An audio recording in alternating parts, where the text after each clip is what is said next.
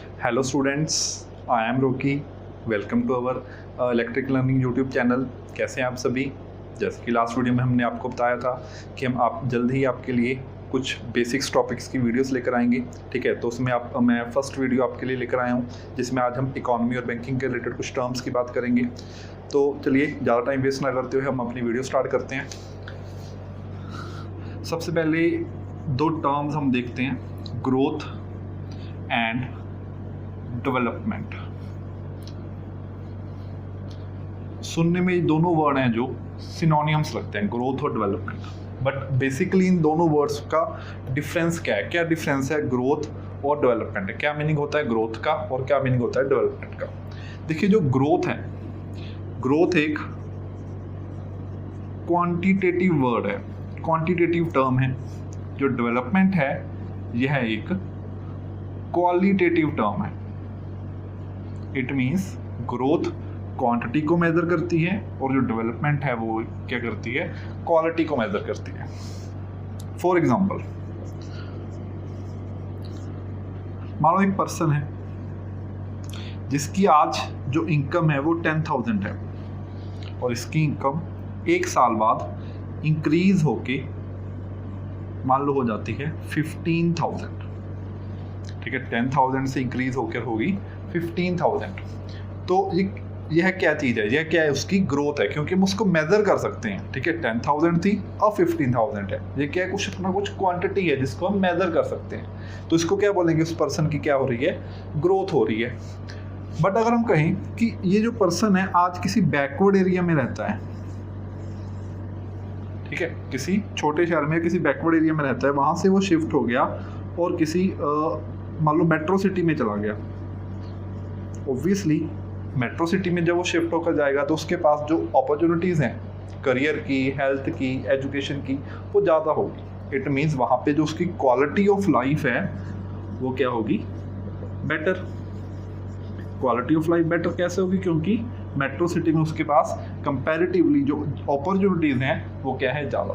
अब क्वालिटी को हम मेजर नहीं कर सकते, यहाँ पे कितनी क्वालिटी है, यहाँ पे कितनी क्वालिटी है, तो ये क्या है? उसकी ओवरऑल डेवलपमेंट है। ठीक है, तो ये हमने डिफरेंस देख लिया कि ग्रोथ और डेवलपमेंट में क्या डिफरेंस होता है। मेनली जो ग्रोथ है वो एक क्वांटिटेटिव मेजर है और जो डेवलपमेंट है वो एक क्वालिटेटिव मेजर है। अब जब किसी भी कंट्री की हमने ग्रोथ देखनी है, ग्रोथ की बात करनी है, तो मेनली हम क्या करते हैं? उसकी इनकम की बात करते हैं। ठीक है, जब कंट्री की इनकम बोल रहे हैं तो उसको हम क्या बोलते हैं? National income. National income. ठीक है, अब इस नेशनल इनकम के बारे में हम डिटेल में डिस्कस करते हैं।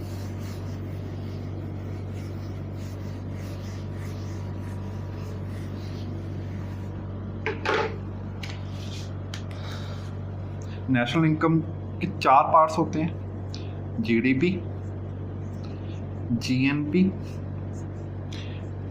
NDP and NNP. सबसे पहले इनकी फुल फॉर्म्स। जीडीपी क्या होता है? Gross domestic product. जीएनपी क्या होता है? Gross national product. एनडीपी क्या होता है? Net domestic product. And NNP क्या होता है? Net national product.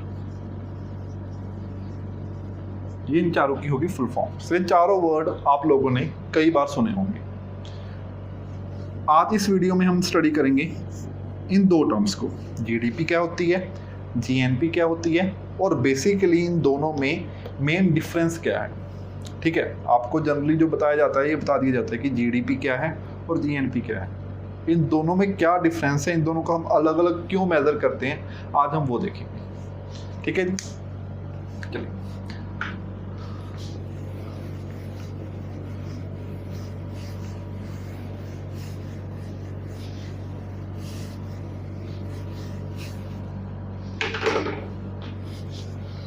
First of all GDP की फुल फॉर्म क्या देखी अभी हमने, ग्रोस डोमेस्टिक प्रोडक्ट। ठीक है, तो जीडीपी क्या होती है, सिंपल लैंग्वेज में समझने की बात करते हैं। किसी भी कंट्री की, मान लो जी कोई कंट्री है एक्स, किसी भी कंट्री की बाउंड्री लाइन के अंदर एक कंट्री है, ये उसकी बाउंड्री लाइन है, इसके अंदर जो भी गुड्स एंड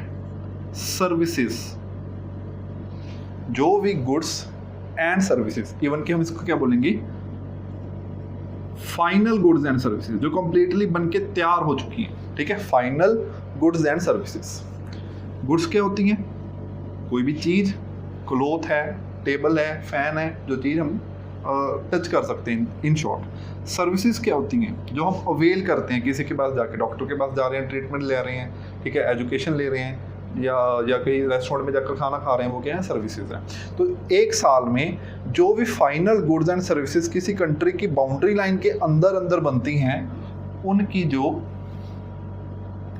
वैल्यू है, टोटल वैल्यू, उनकी टोटल वैल्यू को हम क्या बोलते हैं, जीडीपी बोलते हैं। एक बार मैं रिपीट कर रहा हूँ, मान लो एक कंट्री है एक्स, ये कोई कंट्री है, उस कंट्री की बाउंड्री लाइन के अंदर जितनी एक साल में या किसी पर्टिकुलर टाइम पीरियड में,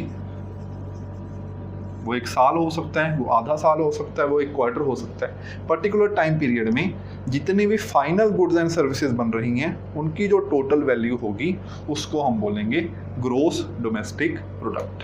ठीक है, अब इसको एरो मेथड से समझने की कोशिश करते हैं। ठीक है, किसी भी कंट्री की बाउंड्री लाइन के अंदर जो भी फाइनल गुड्स एंड सर्विसेज बन रही हैं किसी पर्टिकुलर टाइम पीरियड के अंदर, ठीक है, उनकी जो टोटल वैल्यू होगी उसको हम बोलेंगे जीडीपी। ठीक है, एक छोटी सी एग्जांपल ले लेते हैं, अगेन सेम, मान लो एक कंपनी है एक्स, कंट्री है एक्स, इस कंट्री के अंदर मान लो एक साल में सिर्फ कुछ पेन बन के ही तैयार होते हैं, सिर्फ और सिर्फ कुछ पेन बनते हैं। ठीक है, वो पेन कितने हैं, मान लो 100 पेन, 100 पेन बन रहे हैं। इसके अलावा इस कंट्री में हम ये अज्यूम कर लेते हैं कि इसके अलावा इस कंट्री में कुछ भी और बनता ही नहीं, इस कंट्री में सिर्फ और सिर्फ 100 पेन बनते हैं एक साल में। ठीक है, और एक पेन की जो वैल्यू है वो है 10 रुपीज़। तो हमने क्या बोला कि जितनी भी फाइनल गुड्स एंड सर्विसेज बन रही हैं किसी पर्टिकुलर टाइम में, पर्टिकुलर टाइम ले लिया हमने एक साल, बाउंड्री लाइन के अंदर, ठीक है, उनकी टोटल वैल्यू, टोटल चीज़ें हैं 10, एक चीज़ की वैल्यू है, टोटल चीज़ें हैं 100 और एक चीज़ की वैल्यू है 10, तो टोटल वैल्यू कितनी होगी 1000। तो इट मीन्स इस कंट्री की जो जीडीपी होगी वो होगी 1000 रुपीज़। ठीक है, तो ये है हमारे पास जीडीपी। उसके बाद वर्ड आता है जीएनपी। जीएनपी की फुल फॉर्म क्या देखी थी हमने, ग्रोस नेशनल प्रोडक्ट,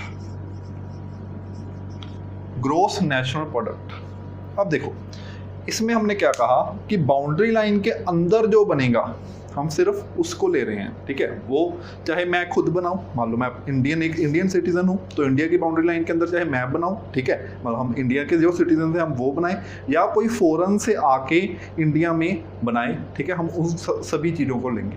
कंडीशन क्या है यहाँ पे कि वो बाउंड्री लाइन के अंदर बनना चाहिए।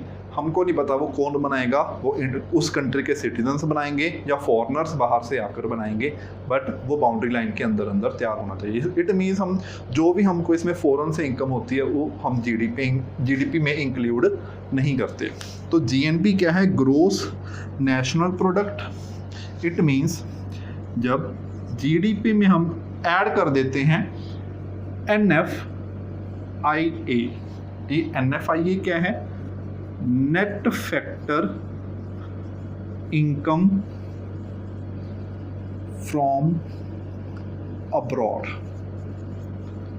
Net factor income from abroad, ठीक है जी। Net factor income from abroad, जो भी हमको अब्रॉड से इनकम हो रही है वो जब वो जीडीपी में ऐड कर दी जाती है तो बन जाती है जीएनपी।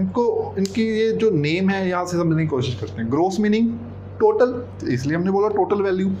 डोमेस्टिक मीनिंग घरेलू, जो किसी कंट्री के अंदर हमने उसमें क्या बोला कि उस कंट्री के अंदर वो चीज़ें बनी है, ठीक है। यहाँ पे ग्रोस अगेन टोटल, बट यहाँ पे वर्ड क्या आ गया? नेशनल। नेशनल वर्ड कि जो उस कंट्री के नेशनल्स हैं, उस कंट्री के लोग हैं, वो जो लोग हैं उन चीज़ों को बनाएंगे, ठीक है। हम सिर्फ उन चीज़ों को ही इंक्लूड करना है। अब नॉर्मली कोई भी टीचर से पढ़ोगे, किसी भी यूट्यूब चैनल पे देखोगे, आपको सिर्फ इतना बता के छोड़ दिया जाता है।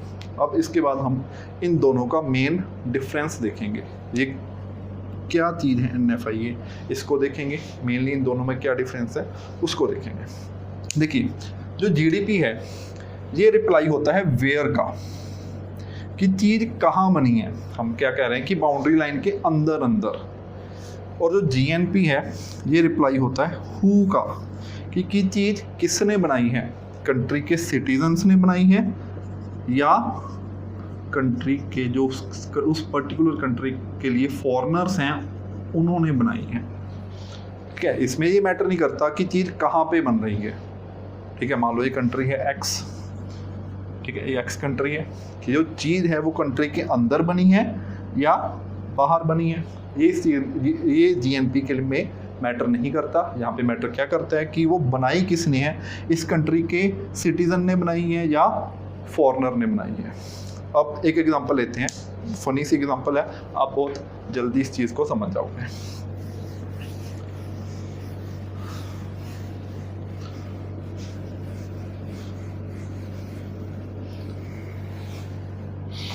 हम दो नेम लेंगे यहाँ पे। मान लो 3 कंट्रीज हैं, इंडिया, श्रीलंका एंड यूएसए। अब देखिए, जैकलिन फर्नांडिस का नाम सबने सुना होगा। वो एक श्रीलंकन एक्ट्रेस है, ठीक है। वो श्रीलंका से इंडिया में आई, ठीक है। कौन? जैकलिन। श्रीलंका से इंडिया में आई। इट मीन जो जैकलिन है इंडिया के लिए क्या है, वो एक फॉरेनर है,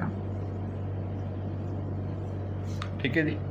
वो जैकलिन है, श्रीलंका से इंडिया में आ रही है। यहाँ पे आके मान लो उसने एक मूवी बनाई, किक, KICK, किक, ठीक है। इस मूवी से उसकी अर्निंग जो हुई, मान लो अपने तरफ से कुछ भी अज्यूम कर लेते हैं, 50 करोड़। उसने क्या किया, उस 50 करोड़ अर्निंग को अपने देश में वो वापस लेगी। इसी तरह से एक इंडियन सिटीजन है, दीपिका पादुकोण, इसका नाम भी सबने सुना होगा, दीपिका पादुकोण। अब दीपिका पादुकोण ने क्या किया, वो यूएसए गई और वहाँ पे जाके उसने कुछ सीरीज वगैरह निकाली, ठीक है।